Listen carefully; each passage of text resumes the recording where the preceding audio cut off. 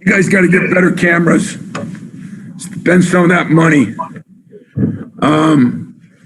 My opening thought is I want to thank my players. I lied to everybody. I tried to take the heat off. I said the 23-game year stretch didn't matter. When I look back and I see Mike Krzyzewski not in, and at least, I know Kansas got more, but I still think we're the only school, us and Duke, that had the same coach, and I'm proud of it. And I want to thank them because they went through hell. I feel like, getting in is a big deal. It's going to be exciting. There were a few surprises, but at the same time, there have been a lot of surprises this year, and a lot of people have gone through hell. And I'm just happy and hopeful that we're one of 68 teams. And like I said to you 3 weeks ago, when we had that daunting schedule of 7 games in 15 days or whatever it was, all against those ranked teams, I said it's an opportunity. We have another opportunity ahead of us. It'll be one game at a time, but at Michigan State, we play this for the weekends. That's the way we always have. I'm never changing that.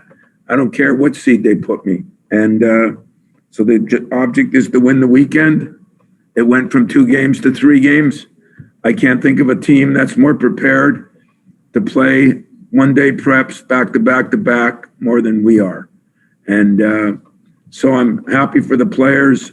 I'm happy for the former players who set the standards here. I'm happy for the Mateen Cleaveses of the era when it started. I'm happy for the Waltons and the Draymonts and the Valentines and the Winstons and all the guys that kind of set the standard over the years. And it was a chore to maintain it, but we got through it in a way that I think few could. And I mean that. And I'm proud of my team. I'm proud of my players. I'm happy for them. First question comes from Chris Solari. Hey, Tom, I know you mentioned the extended weekend, that it'll be 3 games. I guess, does much change in that in terms of it being an NCAA tournament with having to win 3 games? I mean, it's obviously new territory for you guys, but not necessarily with tournaments and some of the stuff you guys face down the stretch. Well, what we faced down the stretch entirely, and and the other thing I told my team, looking at those brackets, it seemed like some teams got a tremendous benefit from not playing the games. We did what I thought, company line is. We came back and played those 3 games. As I look back, would I have been better off not playing them? Did I hurt my team some? Maybe. But you know what? We did what we were supposed to do. I look around the country. I see some teams that played a lot less games, and I think got some benefit. We're battle tested, man. We've been through it all. And I'm proud of them for that. I like the way we went. We had our backs against the wall. We had a win. We played, all those games with 1 and 2 day prep anyway. So we're tested on that. We played some of the best teams in the country. I mean, Michigan twice. They're a 1 seed. Illinois, they're a 1 seed. Ohio State, they're a 2 seed. We played all those teams. So I think we're about as prepared as anybody.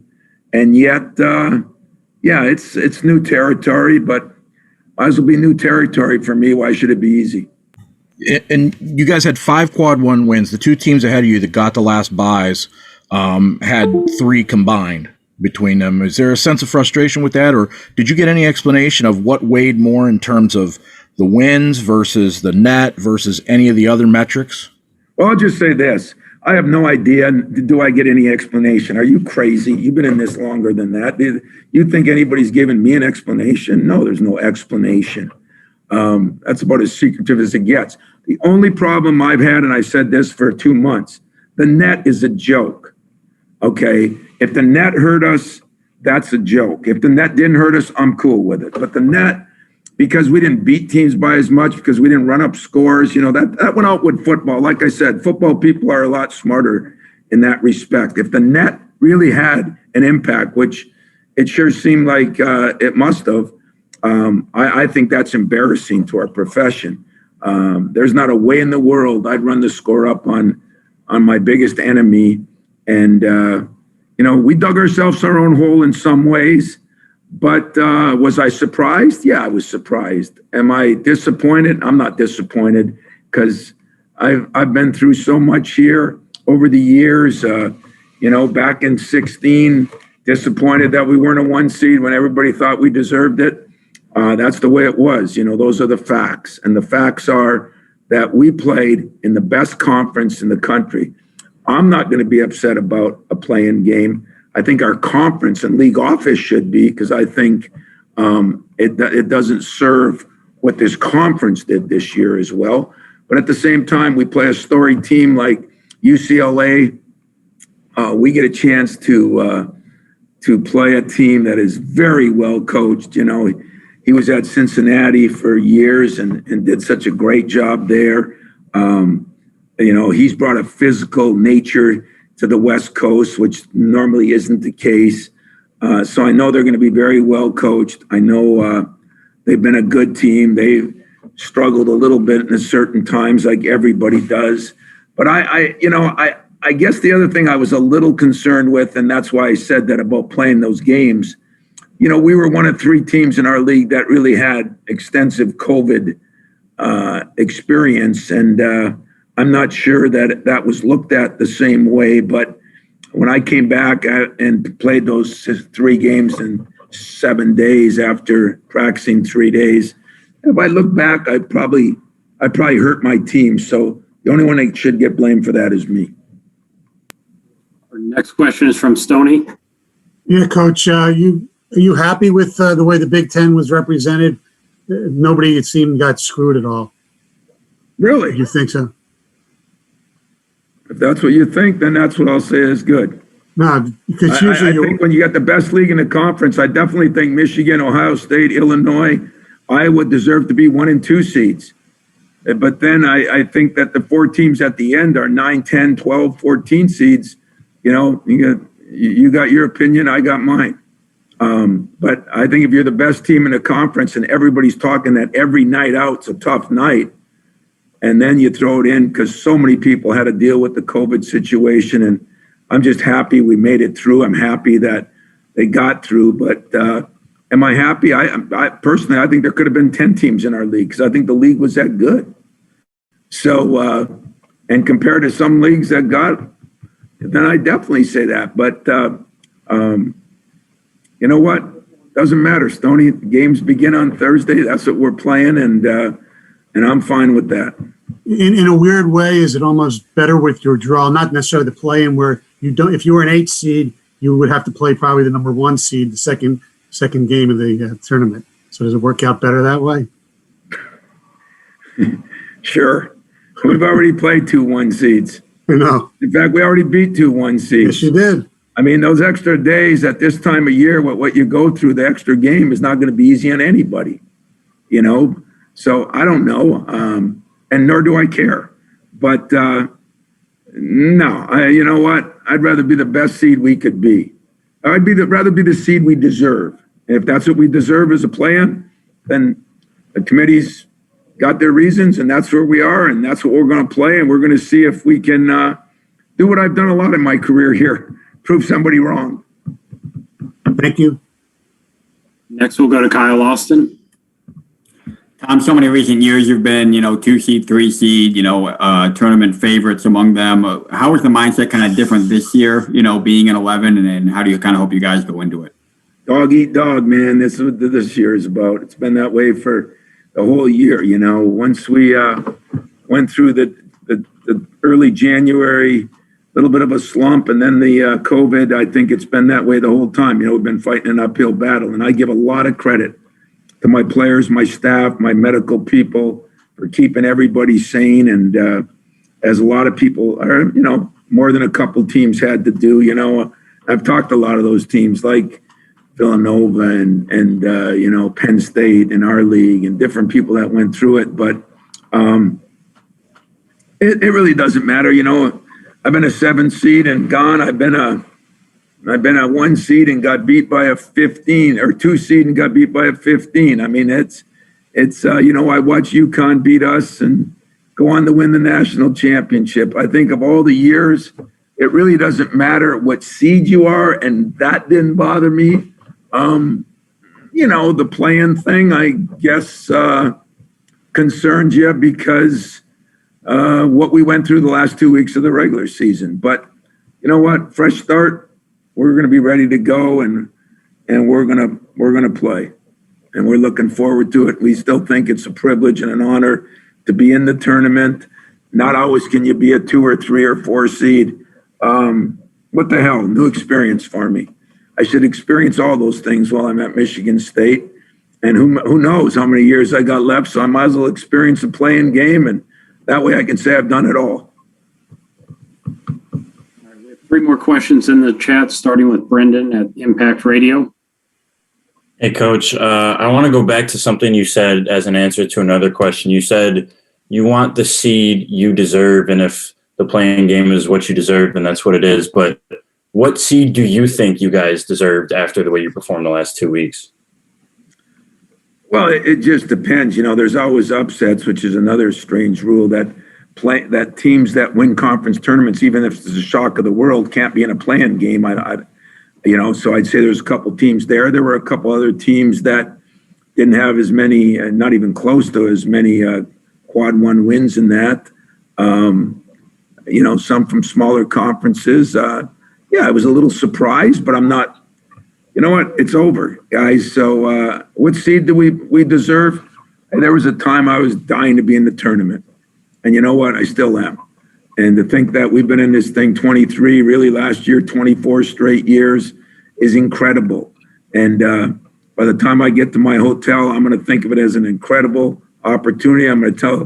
I've told my team the same thing I told you guys when we played that daunting schedule 2 weeks ago, filled with opportunities. We get a chance to play UCLA. As I said, phenomenally coached, and I mean that. And then more important, or as important, hell, I'll have Bill Walton talking about the game. It's a Thursday night game. It's the biggest game. It's the only game of 2 major conferences. And I think, we'll get exposure. I told Aaron Henry his parents could get to see 3 games instead of 2. There's going to be some positives.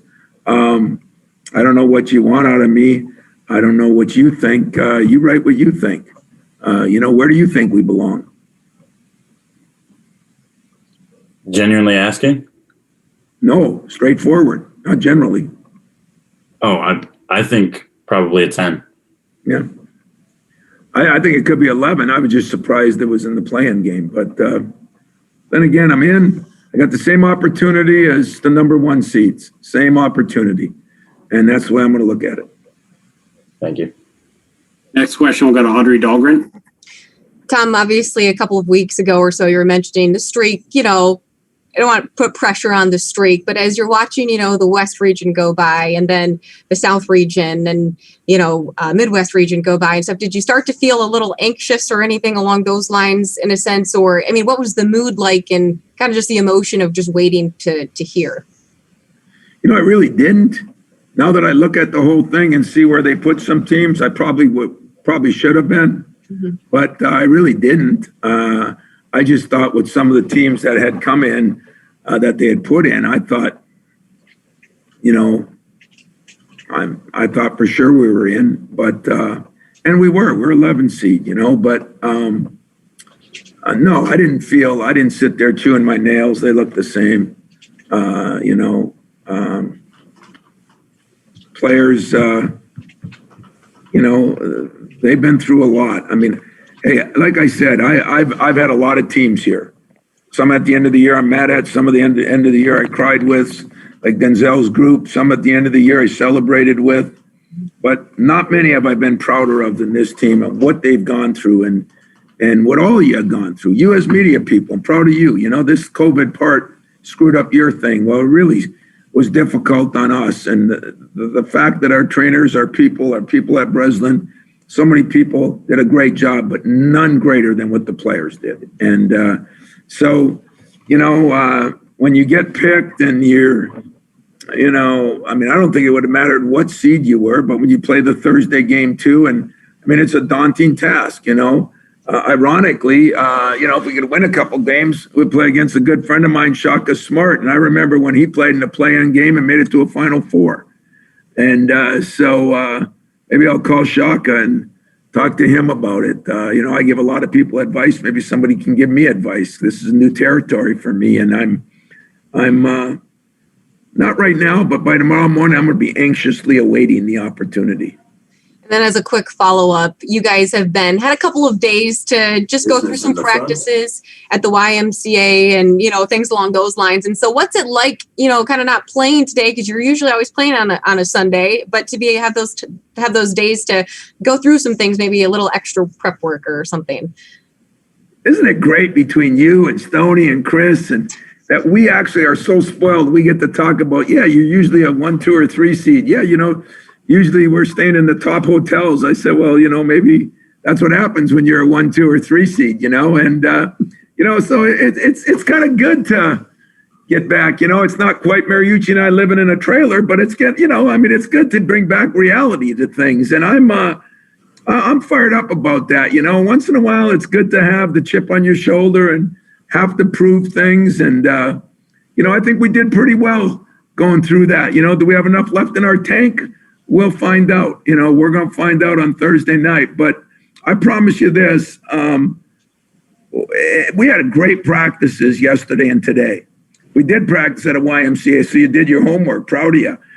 You know, even better, the guy at the YMCA started playing the YMCA song, and we were, well, God, everybody was dancing. I think I even danced a little bit. Good thing it's not on video. But we had a good practice. We had good workouts. Our guys are going to be ready to play. You know, I just feel good about that. And watching those games, you know, yesterday's Michigan-Ohio State game, watching today's game, watching Wisconsin, Illinois games, I mean, our Iowa games. I mean, it's been, you know, we can play with anybody. We have played with anybody. Somebody said, well, you probably don't want to face Gonzaga or you don't want to face Baylor. I said, why not? We faced Michigan and faced Illinois. And so, you know, unless LeBron comes in and they give him some eligibility back, I really don't care who we face. Thanks, Tom. I'll find that video, by the way. So no, you won't, because I didn't let anybody take any video. Okay. If I'm dancing, there'll be no video. Remember that. Okay. Final question tonight comes from Graham Couch. Tom, you mentioned, you know, playing the weekend, so to speak, and obviously when there's an extra game, I'm wondering as a coaching staff how that changes things for you and how much you've seen the rest of your weekend, UCLA, potentially BYU, Texas, just at times you've been watching college hoops this year. Well, I've watched a little bit. You know, I always watch Shaka because I say he's a friend of mine, and I got a chance to watch BYU the other day because I was watching Mark Few, who's a friend of mine, and so I you know, I've watched some of those games. I didn't watch them like I would if I was scouting them, but how's it going to be? Let me tell you something. If we're still playing on Monday, it's going to be the greatest thing. You know how bad I look after, you know, a couple of weekends, and I'll get another, you know, 3 games in 6 days if we can keep winning. But I've already done that times 2. So I don't think I can look any worse, and I'm not sure I can feel any worse, but there is a good feeling about accomplishing things, and the task in front of us is going to be demanding but exciting.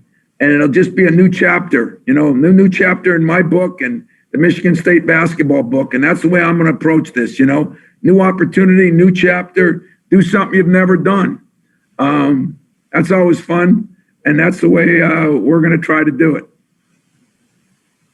All right, Coach, congrats on 23 in a row. And thanks for your time today. Thanks, guys.